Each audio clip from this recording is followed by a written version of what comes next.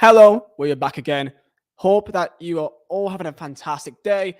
Another Burnley match is on the horizon.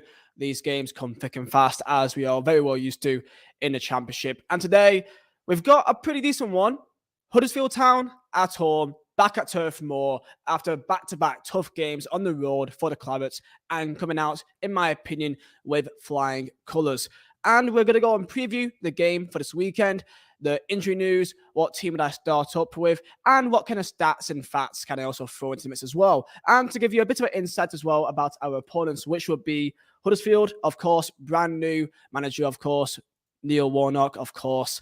He's been about for, I believe, 30 years. I think almost 30 years ago to the day since he first managed in the Championship or in English football. And he's still going after some great credit in his recent presser, giving Burnley some amazing praise, saying that he believes that in the last 20 to 25 years, by the words of Neil Warnock, that Burnley is the best team that he has seen in this division over his time, which I think, coming from Neil Warnock, is praise at the highest degree. So we'll take that. And we've also had Vincent Kompany's presser going into some injury news and some updates. So let's begin with that. In recent weeks, people have been asking about Jordan Beyer, about Jay Rodriguez, and also Manuel Benson. Benson being one player that I've been really looking forward to seeing recently. I think that we do miss him.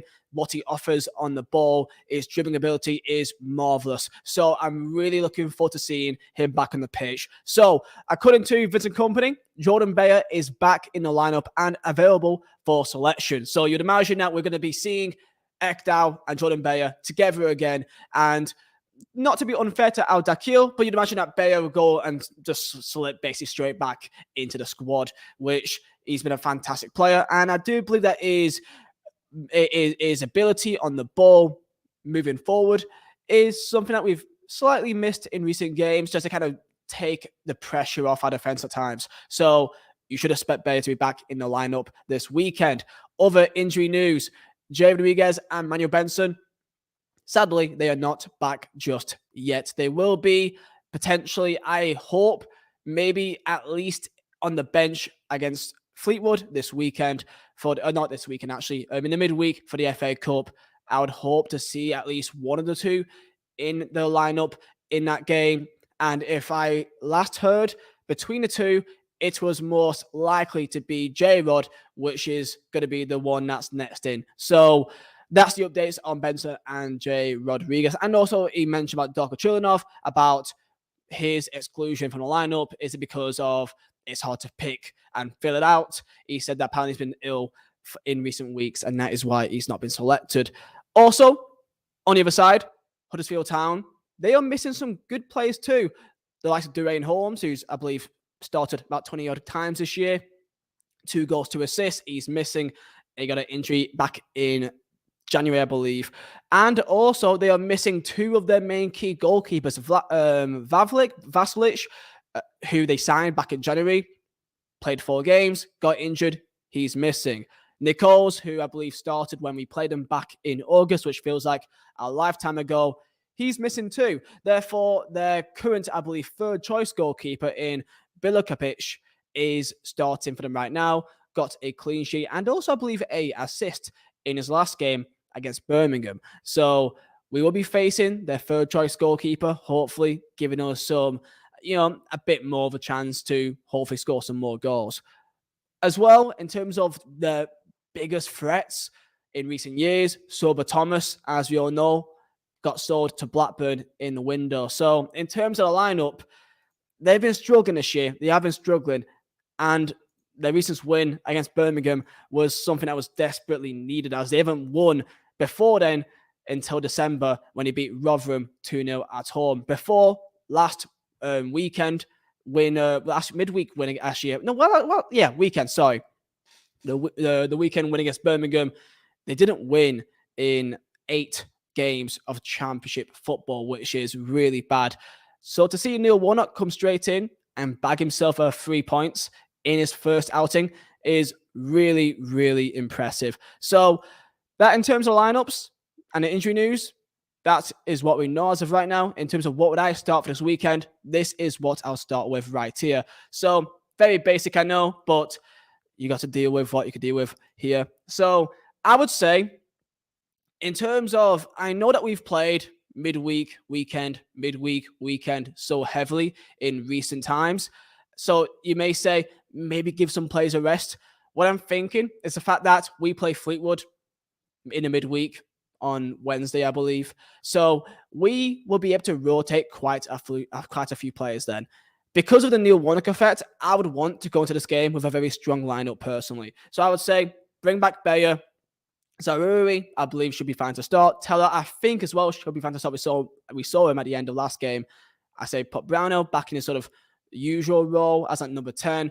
Bring back Cork and Cullen. Barnes up top still. Again, unless if there's some injury concerns or maybe tiredness concerns, I would typically just play the strongest team, because then in the midweek in the FA Cup against Fleetwood, by then, hopefully, we should then be able to rotate quite heavily. Not too much. I think keep the defense quite sturdy. So maybe only rotate the likes of Matson with Taylor, Roberts with maybe Coutinho. But I think Roberts kind of is got the capability to just maintain that right back spot in all comps. And then potentially have at the back Bayer and maybe Al Dakil instead. Maybe give Ekdal a rest. So, and of course, Peacock Fowler and goal potentially as well. But you consider like sort of Bafemi, Twine, Foster, maybe from Bastion as well, Goodmanson. We've got a very strong team. And you would think against Fleetwood, even though it's a 5th round, you still want to play some core players, I think, at the back, potentially try and keep it kind of the usual 4-5. And then in midfield and attack, you can still have some pretty neat players there as well. And hopefully see Foster start and get a go in that game. So I would say go full strength almost, because we drew last game, we got our nets free against the bottom 3 right now in the championship. Just go as strong as we can and then rotate in the midweek and then have, again, a strong team against Blackpool as well. And because they'll have a week's rest for the most part anyway, right? For most of the players, that's what we can always hope for, right? So that's what I would do for the lineup. You may say maybe do some rotation, maybe Brownhill. He's played a lot of football. Maybe, have him on the bench for a game and then bring on Gibson as a 10. We could do that potentially, but I just want to make sure that we just get the 3 points here, because Neil Warnock is always a person that you always don't want to mess around with. You never know. You never know. You know what I mean, man? So in terms of recent games against Huddersfield, we, of course, played them all the way back in August. That feels like a lifetime ago, honestly. I can't even remember what it was like that game. I just remember just being so happy seeing us not just win. It's just the manner of the win. Going from relegation in the Premier League, ending up playing back in Championship, so many question marks. We saw Taylor start as a centre-back. That led to a lot of questions as well.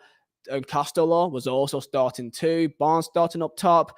We saw the likes of Coutinho and Bellis and Cullen, these new players, and we were all really impressed about what this team can become. And of course, we've kicked on massively. And because Huddersfield, at a time, they were in the playoff final, we didn't really know what to make of them. So, of course, with hindsight, we can tell that they were quite a poor side. But likewise with us, we have grown massively since then as well. So it's going to be a decent game for us to really try to get some goals. I don't want to be too confident here, but Huddersfield, yes, they have won the last game, but that means they've won 1 in the last 9. New manager bounce, though. That may say a lot, but we have faced a lot of teams this year with a new manager bounce and also great form. Norwich, for example, had the new manager bounce of Wagner. He got 2 away wins in a row, a 4-0 and a 4-2. Faced Burnley, first home game in the league, beat them 3-0 away.